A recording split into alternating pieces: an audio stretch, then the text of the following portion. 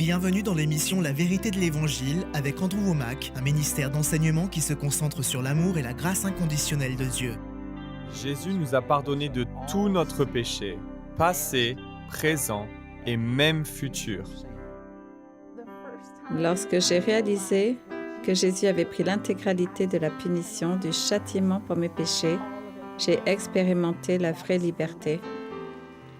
Et maintenant, voilà Andrew.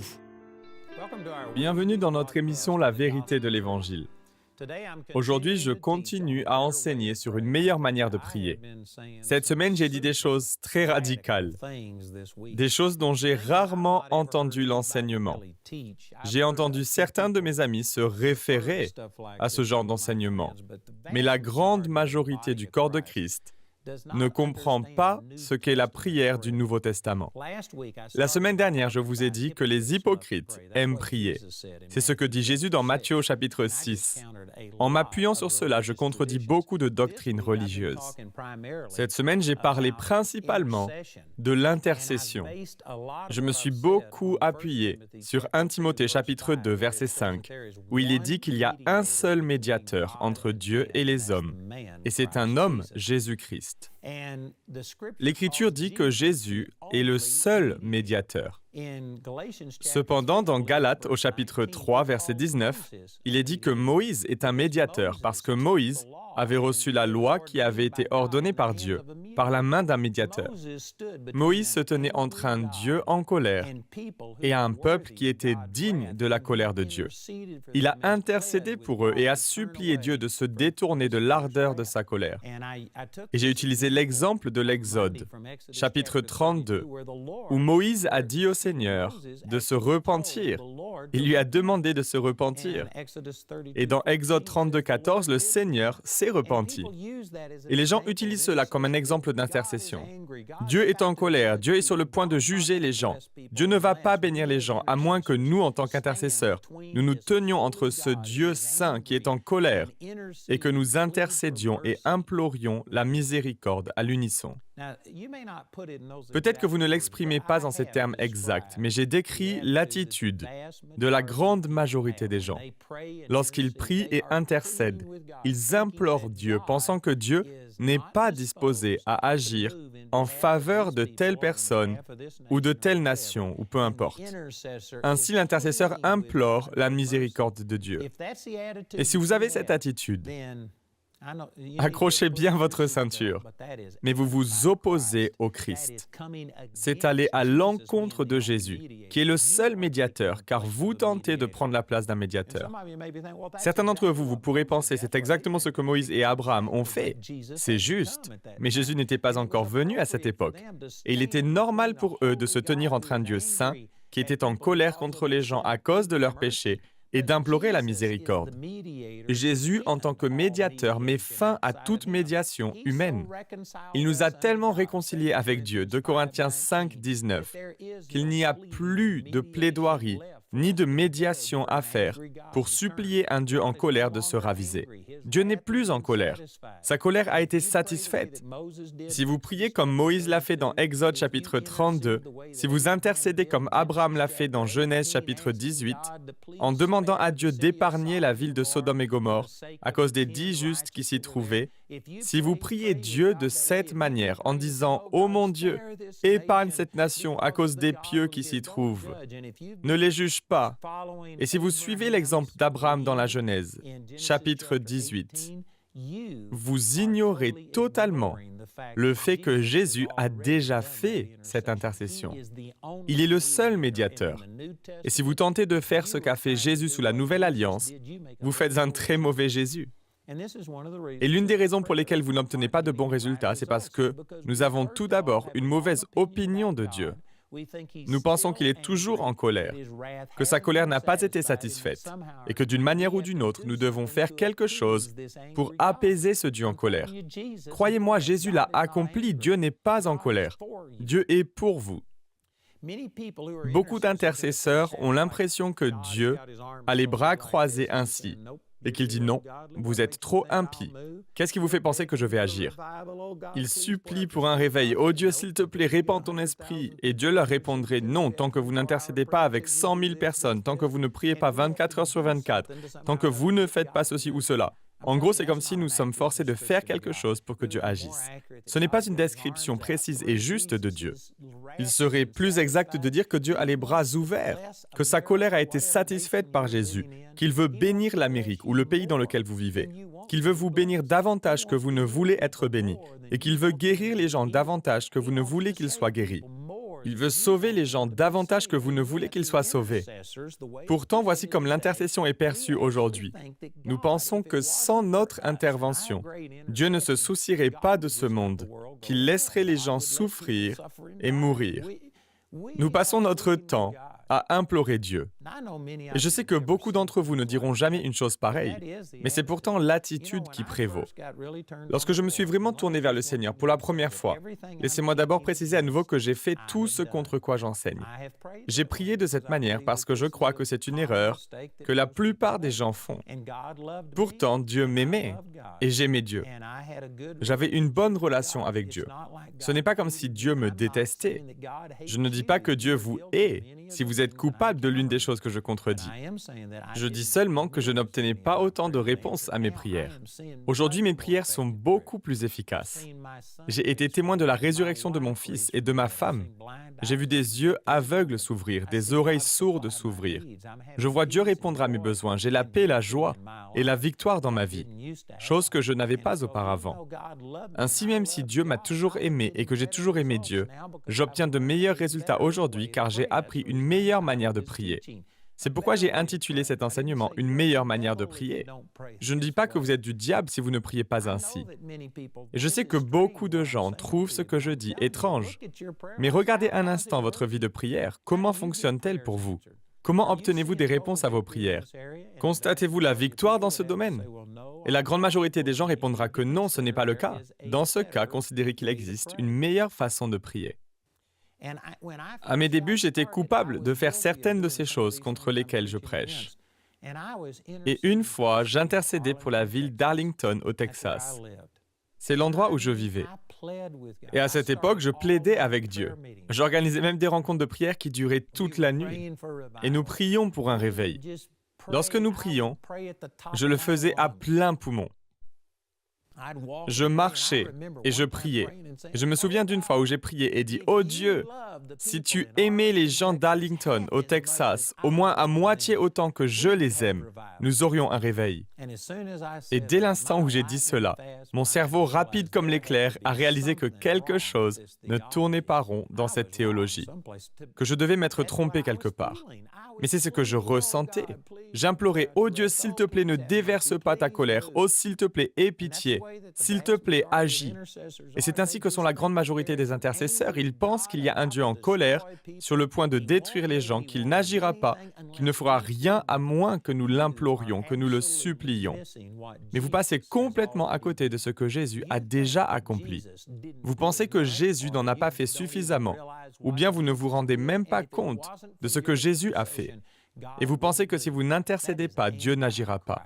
C'est être opposé au Christ, c'est être anti-Christ. Ce n'est pas glorifier et estimer ce que Jésus a fait. Vous pensez devoir ajouter quelque chose à ce que Jésus a fait.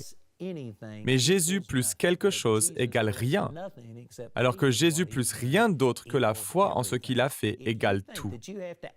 Si vous pensez que vous devez apporter un plus à l'intercession de Jésus et l'améliorer d'une manière ou d'une autre, si vous pensez pouvoir améliorer ce que Jésus a fait par votre intercession, alors vous avez complètement pollué le message. Certes, ces déclarations sont radicales, mais elles sont absolument vraies. Je suis moi-même passé par là dans ma propre vie, et Dieu m'aimait parce que j'étais sincère. Je faisais cela par ignorance, je ne faisais que suivre le modèle qu'on m'avait enseigné. J'utilisais des exemples de l'Ancien Testament sans avoir une connaissance suffisante de la parole, pour comprendre que Jésus a tout changé, y compris la façon dont nous nous approchons de Dieu et la façon dont nous recevons de lui. Ainsi, parce que j'étais sincère et que mon cœur était à la bonne place, Dieu m'a béni jusqu'à un certain point, mais je tiens à vous dire que maintenant que j'ai compris cela et que je prie selon le modèle du Nouveau Testament, j'obtiens de bien meilleurs résultats qu'avant avant.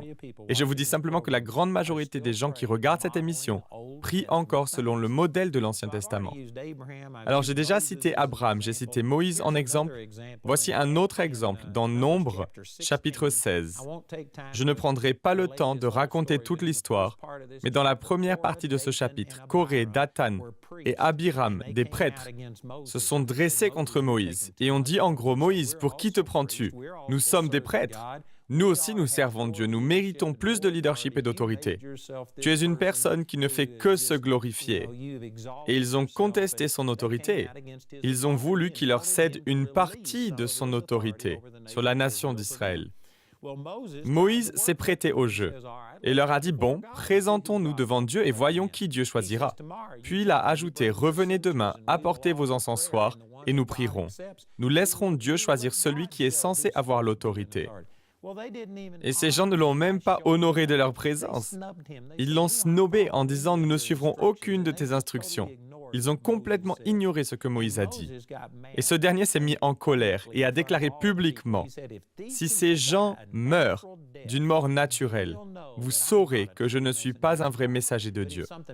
Mais s'il se produit quelque chose de complètement nouveau qui ne s'est jamais produit auparavant, si la terre s'entr'ouvre pour les engloutir dans le séjour des morts, vous saurez alors que je suis l'homme de Dieu. » Et la terre s'est alors immédiatement ouverte, les a engloutis, puis se refermée sur eux. C'est vraiment puissant. Cet homme connaissait sa position auprès du Seigneur. Cet homme connaissait son autorité et son pouvoir. C'est tout simplement époustouflant. Cependant, quelles sont les conséquences de cet incident? Il est dit dans Nombres, chapitre 17, verset 6. Dès le lendemain, toute l'assemblée des Israélites murmura contre Moïse et Aaron en disant, « Vous avez fait mourir le peuple de l'Éternel. » Et ces gens ne croyaient probablement pas que Coré, Dathan et Abiram avaient raison, mais néanmoins, ils ont reproché à Moïse de les avoir fait mourir. Vous savez, un incident a récemment été rapporté aux nouvelles ici aux États-Unis. Je vais essayer de ne pas entrer dans les détails, mais en gros, la police a tué une jeune fille qui essayait de les écraser avec une voiture. Et la première réaction des gens a été de dire « c'est de la brutalité policière ». Elle n'avait pas d'arme sur elle. Elle avait bien une voiture qui est une arme plutôt efficace. Et elle a tenté de tuer ses policiers.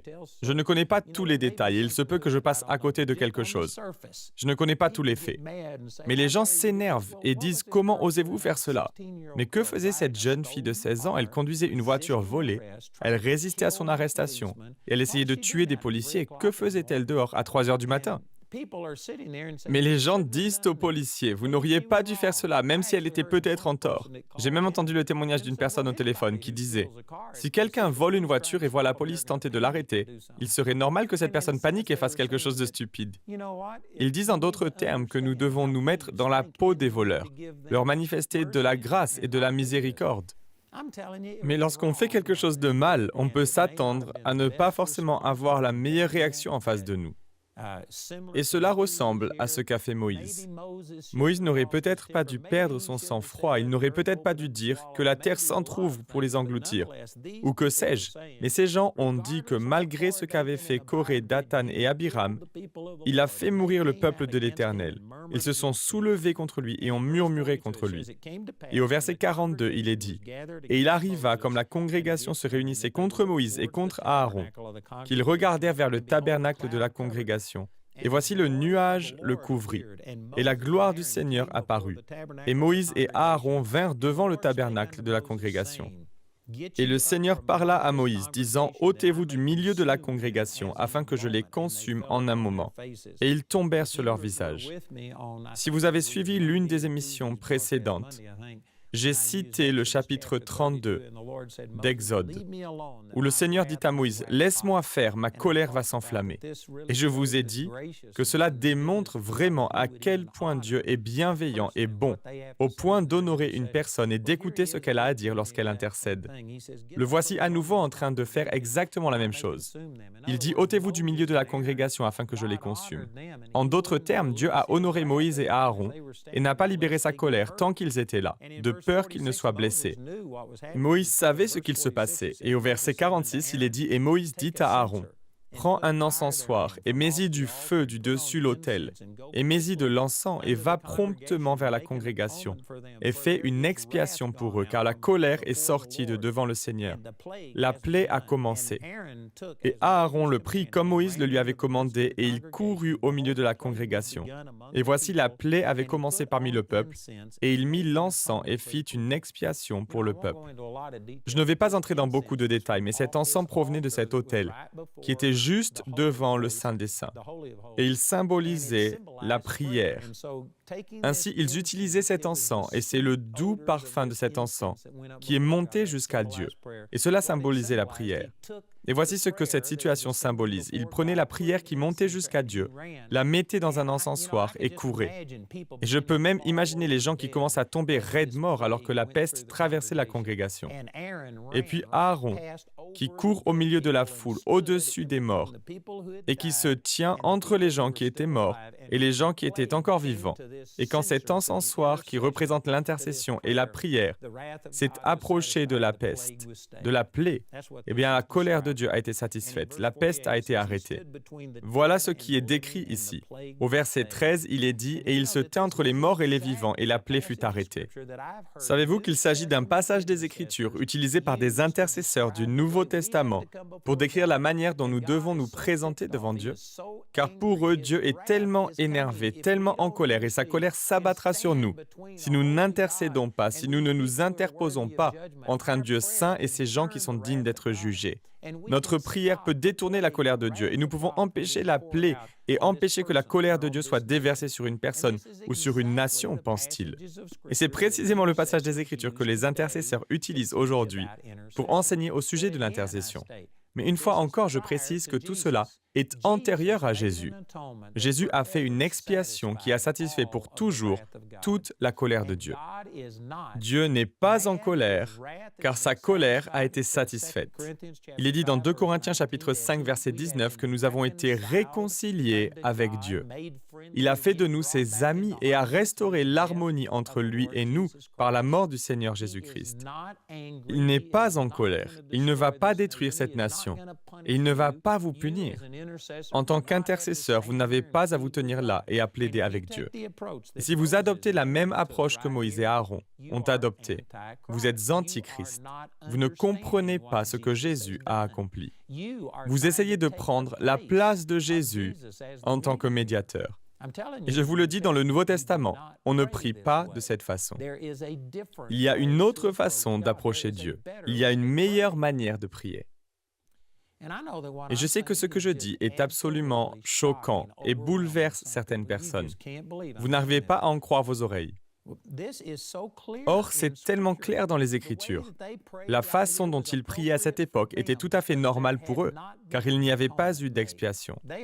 Ils offraient des sacrifices d'animaux, tels que des moutons, des taureaux et des boucs, mais selon Hébreux, chapitre 9, ces sacrifices n'étaient que symboliques. Ils ne représentaient pas le sacrifice authentique et véritable. Jésus est le sacrifice authentique. Jésus était l'agneau de Dieu qui a enlevé le péché du monde. Il n'était pas seulement une propitiation et une victime expiatoire pour nos péchés, mais il était aussi le sacrifice pour les péchés du monde entier. La colère de Dieu a été satisfaite. Toute la colère de Dieu a été dirigée sur Jésus. Dieu n'est pas en colère contre vous, contre une nation ou contre qui que ce soit. Suis-je en train de dire qu'il a changé ses normes? Qu'il n'est plus contre les choses contre lesquelles il était auparavant? Non, Dieu ne change jamais. Il est toujours le même. Mais il a fait porter la colère de tous sur Jésus. Cela ne concerne pas uniquement tout le monde jusqu'à Jésus. Il a également pris en considération vos péchés et les miens, ceux du futur, les péchés commis après Jésus. Imaginez les années qui nous séparent de la mort de Jésus, près de 2000 ans plus tard. Dieu a dirigé sur Jésus toute notre colère en tant qu'individu et en tant que nation. Et Jésus a payé pour les péchés du monde entier. Dieu n'est plus en colère et nous n'avons pas besoin de nous présenter devant lui comme s'il était en colère et sur le point de juger les gens. Ce n'est pas comprendre ce que Jésus a fait pour nous. Et si nous plaidons, prions et faisons les choses comme Moïse et Aaron les ont faites, dans Nombre chapitre 16, nous sommes contre Jésus. Nous agissons comme s'il n'était pas venu. Dans Nombre chapitre 16, Jésus n'était pas venu. L'expiation n'avait pas été faite et il était normal qu'ils intercèdent de cette manière, et cela a sauvé des vies. Il est dit, or, il y en eut 14 700 qui moururent de la plaie, avant qu'Aaron ne prenne l'encensoir et se place entre les vivants et les morts. Ce qu'Aaron a fait a sauvé des vies. Par contre, si vous priez de cette façon, si vous priez en disant « Ô Dieu, ne déverse pas ta colère » ou « Ô Dieu, aie pitié » ou même « Ô Dieu, si tu aimais cette nation au moins à moitié autant que moi », nous aurions un réveil. Tous ceux qui prient de cette façon aujourd'hui sont anti-Christ. Ils ignorent ce que Jésus a fait. Ils s'élèvent à la position d'un médiateur, d'un intercesseur qui fait ce que Jésus a déjà fait. L'intercession existe toujours dans le Nouveau Testament, mais elle ne consiste pas à essayer de pousser Dieu à agir. Elle consiste à considérer ce que Dieu a déjà fait à travers Jésus et à le mettre en œuvre. Exercez votre autorité en tant que croyant et parlez contre les puissances des ténèbres. Parlez contre le Dieu de ce monde qui a aveuglé l'intelligence des gens, de peur qu'ils ne croient et ne se convertissent et que le Seigneur ne les sauve. Exercez votre autorité et mettez en œuvre ce que Jésus a fait. L'intercesseur du Nouveau Testament n'est pas un mendiant, ni quelqu'un qui plaide ou demande la miséricorde de Dieu, mais quelqu'un qui croit que Jésus a accompli tout cela, que Jésus a obtenu la faveur de Dieu, et que désormais nous nous tenons en Christ Jésus, et nous mettons tout simplement en œuvre ce que Jésus a déjà accompli. Il choisit toujours de se manifester à travers les gens. Il y a tant d'écritures qui vont dans ce sens. Mais il est dit à celui qui peut faire par la puissance qui agit en nous, infiniment plus que tout ce que nous demandons ou pensons. Il ne le fait pas simplement pour nous faire plaisir et cela ne se produit pas automatiquement sans notre coopération. Nous devons croire pour recevoir et si nous doutons, nous nous en privons. Il faut coopérer. Cependant, au lieu de supplier Dieu et de plaider comme si Jésus n'avait pas obtenu tout ce dont nous avons déjà besoin, il suffit de nous emparer de ce que Jésus a fait et de dire « Merci Père, merci d'avoir déjà payé pour les péchés de cette nation. Merci de ne pas avoir déversé ta colère. Merci pour ta miséricorde. Merci car selon Romains chapitre 2, verset 4, c'est la bonté de Dieu qui pousse les hommes à la repentance. Merci pour ton esprit qui se déplace dans le monde entier. Merci de ne pas détruire cette nation. Et puis vous vous tournez vers le diable et Satan et vous dites, je lis ces esprits démoniaques qui essaient de contrecarrer le plan de Dieu pour cette nation, pour cette personne, pour cet individu. Vous priez et vous prononcez la parole de Dieu. Et à travers vos paroles, la langue a pouvoir de vie et de mort, nous dit Proverbe 18, 21. Aussi, lorsque vous proclamez la vie et prononcez la bénédiction de Dieu et proclamez ce que Jésus a acheté, cela commence à se manifester dans la vie des gens. Nous devons intercéder pour les gens, mais pas supplier Dieu. Jésus a déjà tout pourvu. La colère de Dieu a été mise sur lui. Il a maintenant obtenu la faveur de Dieu. Vous n'avez pas à supplier Dieu de vous accorder sa miséricorde, à le supplier d'agir. Faites confiance à ce que Jésus a fait. Appuyez-vous sur les épaules de Jésus. Appuyez-vous sur ce qu'il a fait et faites simplement valoir la victoire que Jésus a remportée. Et vous obtiendrez des résultats infiniment meilleurs en priant de cette manière. Il y a une meilleure manière de prier. Et je vous le répète, ce que je dis ici est totalement radical. Je ne connais pas le pourcentage exact, mais j'oserais dire que 90% ou plus de tous les enseignements au sujet de la prière qui sont enseignés dans le corps de Christ aujourd'hui sont encore inspirés d'après des personnes qui s'adressaient à un Dieu en colère, dont la colère n'avait pas été satisfaite, et qui imploraient et suppliaient Dieu pour sa miséricorde. Tout cela a été obtenu par Jésus, et aujourd'hui nous prions différemment. Il y a une meilleure manière de prier. Écoutez maintenant notre annonceur qui va vous expliquer comment vous procurer ce livre. Il est également en espagnol et d'autres langues. Nous avons aussi un guide d'études et des CD et des DVD. Et croyez-moi, vous devez obtenir cette vérité, vous devez l'apprendre, vous devez la partager aussi avec d'autres personnes. Cela fera une énorme différence. Cela honorera Dieu, cela glorifiera ce que Jésus a fait et cela vous bénira. Alors écoutez notre annonceur et appelez-nous ou écrivez-nous dès aujourd'hui. Le programme d'aujourd'hui fait partie de la série « Une meilleure manière de prier ». Nous espérons que ce message vous a béni. Notre ligne téléphonique est ouverte aux heures indiquées à l'écran. Appelez-nous si vous avez des questions sur ce programme, si vous avez besoin de prière ou si vous désirez commander l'un de nos enseignements. Vous pouvez nous contacter au numéro qui s'affiche à l'écran. Ce programme a été rendu possible grâce au soutien financier de nos partenaires. Si vous souhaitez devenir partenaire, vous pouvez le faire en appelant ces numéros. Si vous souhaitez vous procurer nos ressources, vous pouvez le faire en vous rendant sur notre site awmi.fr. Nous envoyons nos colis dans toute la francophonie. Vous pouvez aussi opter pour les fichiers audio MP3 et vidéo MP4 sur clé USB. Les 20 émissions de cette série sont disponibles en DVD pour 22 €. Vous pouvez également vous les procurer en CD pour la somme de 15 €. Si vous commandez les 2 albums, CD et DVD de manière simultanée, le prix de l'ensemble baisse à 30 €. Pour tous nos téléspectateurs qui se trouvent en dehors de l'Europe, tous les produits que nous vous présentons sont disponibles grâce à nos bureaux dans votre région. Vous pouvez les contacter grâce aux détails qui s'affichent sur votre écran afin de connaître le prix dans leur monnaie locale. Andrew a à cœur que chacun puisse écouter ou regarder ce programme à sa convenance et puisse le partager avec d'autres.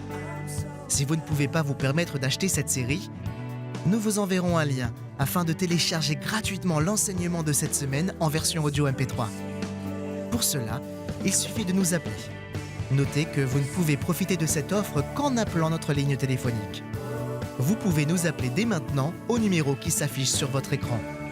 Nous nous ferons un plaisir de répondre à vos questions, de prier avec vous ou de vous aider à commander l'un de nos enseignements. Notre ligne sera ouverte pendant les heures indiquées à l'écran.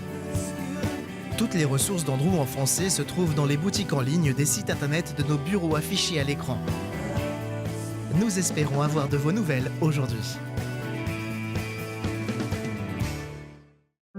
Dites au nom de Jésus, je ne me fie pas à ce que je vois, je me fie à ce que dit la parole de Dieu. Il y a plus que ce domaine physique, il y a également un monde spirituel. Peu importe à quoi ressemble la situation, je sais ce que dit la parole de Dieu.